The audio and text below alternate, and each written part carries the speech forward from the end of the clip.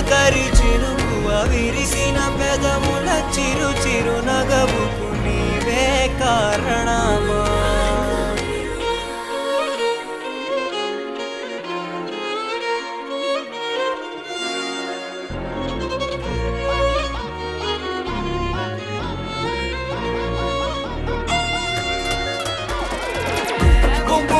సౌందర్యో నీ పవరు